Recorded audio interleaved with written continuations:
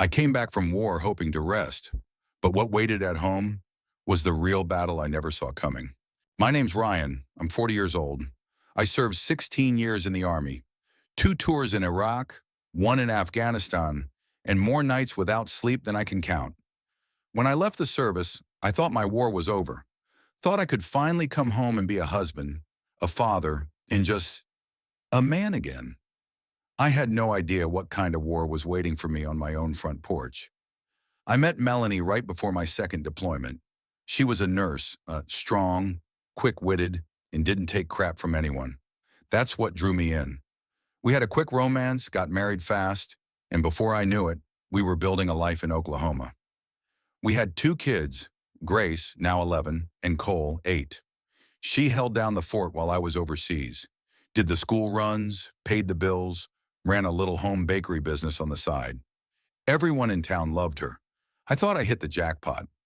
After my final deployment, I came back full-time. I took a job at the base as an instructor, still in uniform, but home every night. Finally, I could be a real father, a real husband. At least that's what I thought. The first few months were rocky. I struggled with sleep. My back hurt all the time. I'd wake up sweating from dreams I couldn't explain.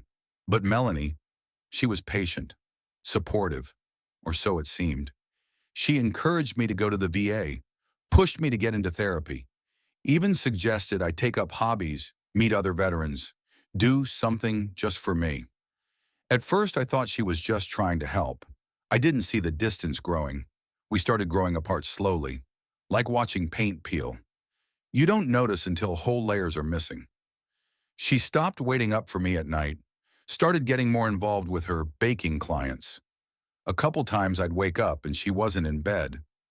Said she fell asleep watching TV downstairs. She wasn't cold, not yet, but she wasn't warm anymore either. I remember one night vividly. We were at a school fundraiser. She looked stunning. Red dress, heels, hair curled like it used to be.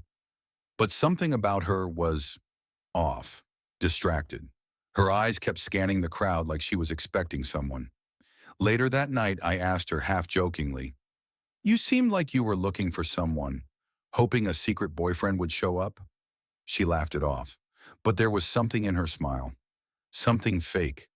Looking back, I should have listened to my gut that night, but I was just happy she still wanted to go out with me. Happy to pretend things were fine, happy to believe I hadn't been replaced, not after all I'd fought for. In the military, you're trained to spot danger from miles away, but no one trains you for the danger that sleeps beside you. It didn't happen all at once. She didn't stop loving me in one day, she just stopped showing up, one little moment at a time. Looking back, I can't point to one single thing that gave it away. It was all small stuff, tiny cracks that wouldn't matter on their own, until you realize the whole wall's about to collapse. The first thing I remember was her phone. We never used to lock our phones in this house. We had each other's passwords, not because we were paranoid, just because we trusted each other. I knew hers, she knew mine. But one evening, I noticed her phone buzz on the kitchen counter. A text popped up, just a first name. Jason, weird emoji. I almost laughed, but she was fast, real fast, slid in and grabbed it before I even processed it. I asked, "Who's Jason?" "Just a client," she said, brushing it off. "He orders a ton of bread from me for his gym." A gym guy ordering sourdough by the dozen? I smirked. She laughed. "He sells it to his clients. Keto people cheat too, you know." Fair enough, but still, that moment stuck with me. Then came the late deliveries. She started doing them more often, usually evenings, sometimes after the kids were already in bed. I'd be reading to Cole and she'd come into the room in jeans and makeup, saying she had to drop off a last-minute batch before morning. I asked her once, "Why not just deliver it in the morning?" She shrugged. "Some clients work weird hours." Maybe they do, but my wife? She started working weird hours too. Around the same time, I noticed she started sleeping with her phone under her pillow. That was new. I didn't say anything at first. Didn't want to come off as insecure or paranoid. I've known guys who came back from deployment with so much anxiety they couldn't function. I didn't want to be that guy, the controlling vet. But then, one night around 2 a.m., Her phone buzzed twice under the pillow. She groaned, rolled over, and turned it face down. Didn't check it, didn't get up. But she didn't go back to sleep either. I lay there for another hour pretending to sleep, while her breathing stayed too shallow, too awake. She started spending less time at home during weekends, said she was doing a small local vendor market every Saturday in town. I even offered to help her set up one weekend, but she waved it off. Too crowded, she said. You'd hate it. Besides, I've got it down to a system. Fair enough again, but she used to love when I came along. Now she didn't even want me nearby. The kids started noticing too. Grace mentioned it one night at dinner. Mom's always gone now, she said.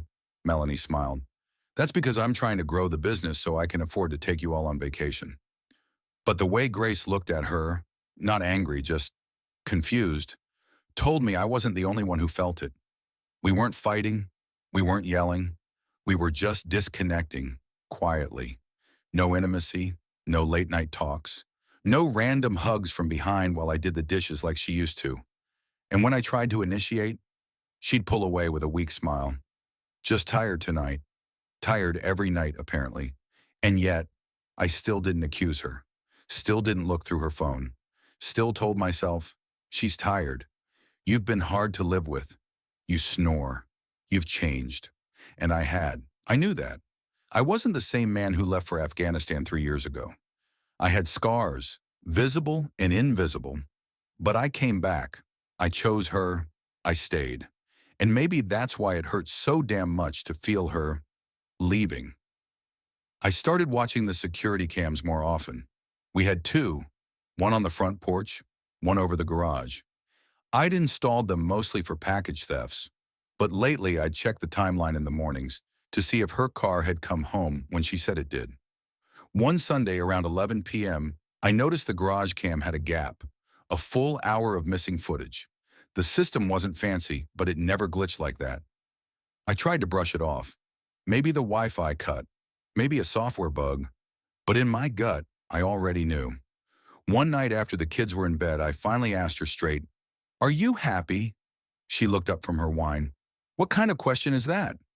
"An honest one." She was quiet for a few seconds, too long.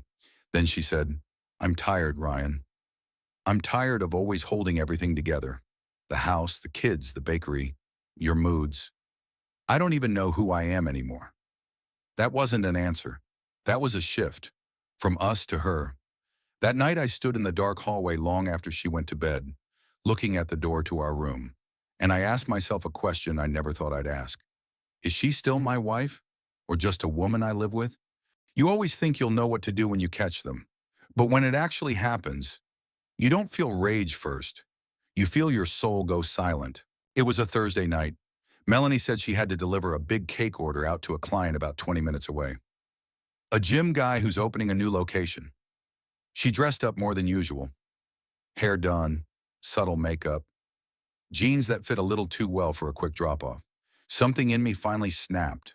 Not with anger, not yet, but with clarity. I told her, "Take your time tonight. I'll put the kids to bed." She kissed me on the cheek like everything was normal. It made my skin crawl. She left around 7:45 p.m. I waited 10 minutes. Then I grabbed my keys and quietly followed. Didn't even know what I was expecting to see.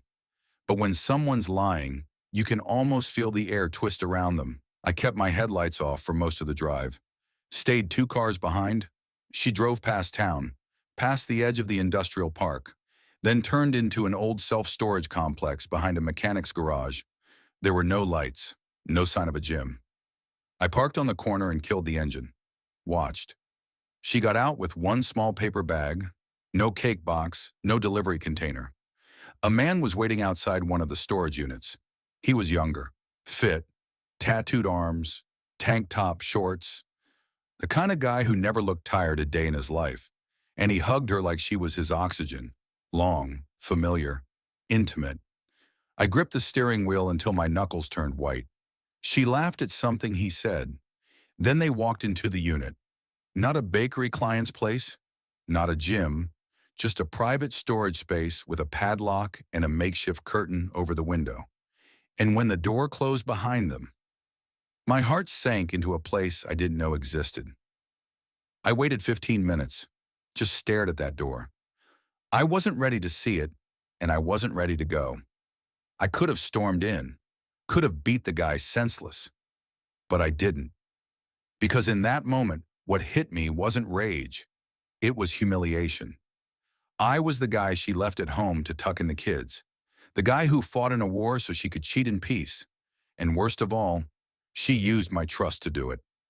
Eventually, I started the truck and drove home. Didn't say a word to her that night when she returned. She walked in around 10:30 p.m., all smiles, said, "Thanks for putting the kids to bed." I nodded, said, "No problem." She showered and went straight to sleep. I sat in the living room until sunrise, just listening to the refrigerator hum and the house breathe without me. The next day, I did something I never thought I'd do. I pulled the backup SD card from the garage camera. I'd hidden it behind the drywall years ago. A personal habit from my deployment days. Backup to the backup. I didn't expect to find much, but what I found nearly made me vomit. There was a clip, dated 3 weeks earlier, middle of the afternoon. Kids were at school. I was at work. Her car pulled into the garage. Then his truck backed in behind her. They didn't even try to hide it. She got out, pulled him inside through the laundry room. There were no words, just hands. Kisses. He lifted her onto the washing machine like they'd done it 100 times before. And the audio? You could hear her laugh. That laugh broke something in me. I don't remember closing the laptop. Don't remember walking outside. But I remember standing in the backyard, just staring at the flag on the porch, and wondering what I'd been fighting for all those years. Because it sure as hell wasn't this. That night, I slept on the couch. Didn't speak. And she didn't ask. She never asked. It wasn't just that she betrayed me. It was that she did it so casually, like I was just an old memory she hadn't deleted yet. I waited until the weekend. Saturday morning, the kids were at my sister's house. I'd told Melanie we needed to talk. That's all I said. She didn't ask questions, didn't seem worried. She made coffee, acted like we were about to discuss weekend groceries. I sat across from her at the kitchen table. Didn't smile, didn't blink. And then I said, "How long have you been sleeping with Jason?" Her eyes froze just for a second, but it was enough. Then she leaned back, arms crossed. "Don't do this, Ryan." "Don't do what? Ask you a question with an obvious answer?" "You've been distant for months, depressed, cold. I was lonely." I stared at her. Not angry, just tired. "So you climbed onto another man in our garage? That's how you deal with loneliness." Her jaw tightened. She looked away. "I didn't mean for it to happen. Didn't mean for it to happen the first time, or the fifth, or when you took him to that storage unit like it was some love nest." Her head snapped back to me then. "You followed me?" I nodded slowly. "Watched you go right into that storage unit. Watched the garage footage. I've got it all." Silence, thick, sharp, unforgiving. She finally whispered, "I was angry. You came back a different person." "Yeah, because I saw friends blown apart. Because I spent nights hoping I'd live long enough to see my kids again. You think that doesn't change a man? You shut me out, Ryan. And you let someone else in." I stood up. I wasn't yelling. I wasn't shaking. I was done. "You want out? Take it. I'm not going to beg you to stay. But don't lie to me anymore. And don't pretend I'm the reason you destroyed this." She didn't say a word. Didn't cry. Didn't defend herself. And somehow, that was the most painful part. I packed a bag that night, slept at my brother's house, filed for separation that Monday. She didn't contest it.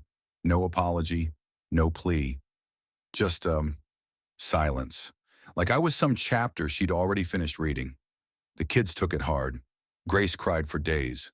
Cole didn't understand. I told them the truth. Not the details, but enough. Sometimes grown-ups make choices that hurt other people, and it's not your fault. Ever. I made sure they knew I wasn't walking away from them. Just from a marriage that wasn't real anymore. And Melanie? She kept seeing him. For a while. Until he ghosted her 3 months later. Guess he didn't want a full-time family. Just the thrill of someone else's wife. She called me one night. Late. Crying. said she made a mistake, said she missed the man who used to bring her roses after drills. I didn't even respond. I just hung up. She broke my heart, but I refused to let her break what I had left. My kids, my honor, and my soul. In the weeks that followed, I didn't sleep much. You don't really rest after something like that. You just learn how to breathe again. I spent most evenings sitting in the dark living room with a mug of coffee. Not because I needed caffeine, but because it gave my hands something to do. The silence was louder now.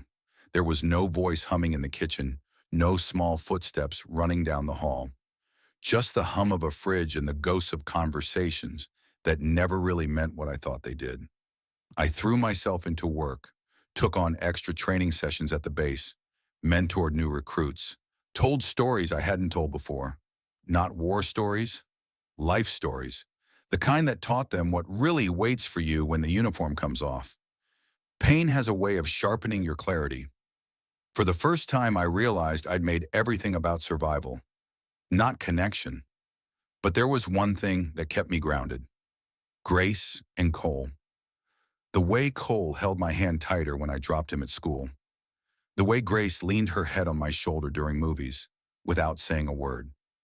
They never asked why Mommy and Daddy weren't together anymore. They just knew I was still there, fully present. It took 6 months before I went to the lawyer and finalized the divorce. She signed the papers without meeting my eyes. Didn't ask for alimony. Didn't ask for anything, really. She was empty. The same woman who used to light up a room now looked like she was just going through motions. I didn't feel satisfaction, didn't feel revenge. Just release. Like I'd finally dropped the weight I'd been dragging since I walked through that garage door.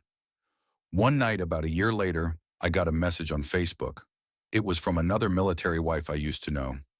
She wrote, "Ryan, I don't know if you know this, but Melanie had been seeing Jason since before your final deployment. I'm sorry, I thought you should know." Turns out I hadn't come home to a broken marriage.